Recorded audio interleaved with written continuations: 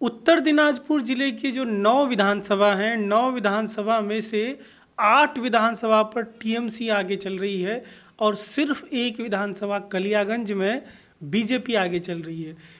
उत्तर दिनाजपुर के 9 विधानसभाओं में से पहले टीएमसी के पास सिर्फ 5 विधानसभाएं थीं। उसमें से एक सीट फॉरवर्ड ब्लॉक के पास थी, एक कांग्रेस के पास भी सीट थी।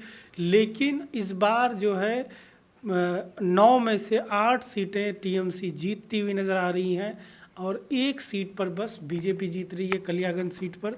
तो अगर हम एक एक करके वोट की बात करें, अपडेट अभी क्या है, टीएमसी जो सीटें जीत रही हैं, चाकुलिया सीट पर अब तक 37,419 वोटों की काउंटिंग हो चुकी है और इसमें पहले स्थान पर मिन्हाजुल आरफीन आज़ाद 20,150 वोट लाकर हैं पहले स्थान पर, और वहीं पर दूसरे पर 8,164 वोट लाकर बीजेपी के डॉक्टर सचिन प्रसाद हैं।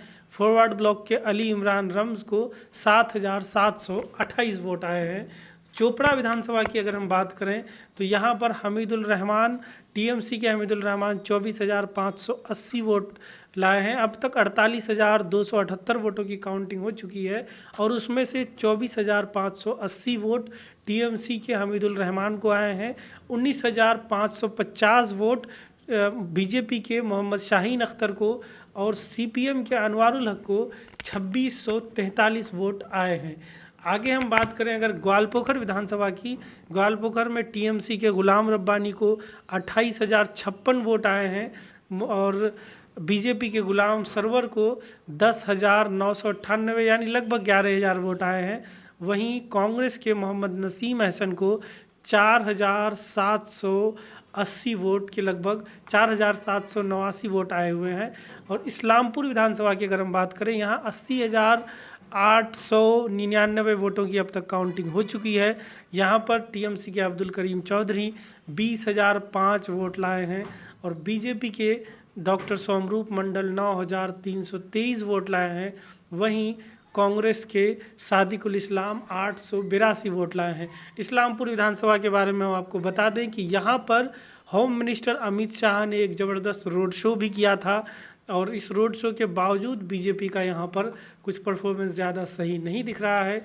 कलियागंज विधानसभा, जैसा हमने आपको बताया, उत्तर दिनाजपुर की एक अकेली सीट है जहाँ पर बीजेपी ने बढ़त बनाया हुआ है।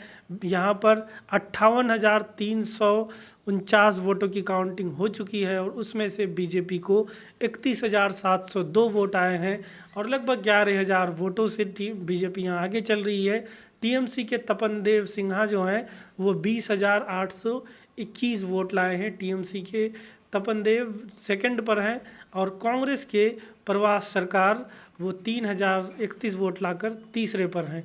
उसी तरीके से करंदी की विधानसभा की अगर हम बात करें तो यहाँ भी टीएमसी आगे चल रही है। टोटल 46,611 वोटों की काउंटिंग हो चुकी है और 26,280 वोट लाकर गौतम पाल टीएमसी के पहले स्थान पर हैं।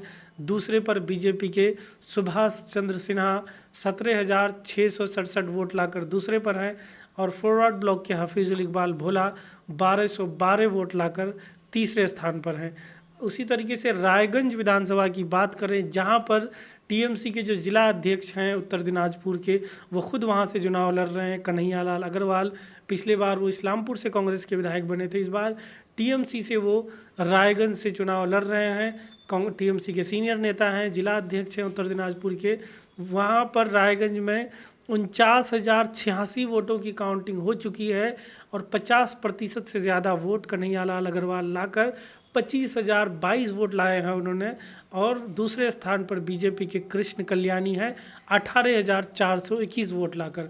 जो सिटिंग विधायक हैं वहाँ के मोहित सेन गुप्ता, कांग्रेस का गढ़ माना जाता था ये सीट, लेकिन कांग्रेस के जो सिटिंग विधायक हैं वहाँ सिर्फ अभी तक 4,122 वोट ही लाए हैं और जो कन्हैया लाल अग्रवाल हैं टीएमसी के, वो लगभग 7,000 वोटों से रायगंज में आगे चल रहे हैं। हेमताबाद की अगर हम बात करें, यहाँ 48,423 वोटों की काउंटिंग हो चुकी है और यहाँ पर टीएमसी के सत्यजीत बर्मन पहले स्थान पर हैं 26,235 वोट लाकर।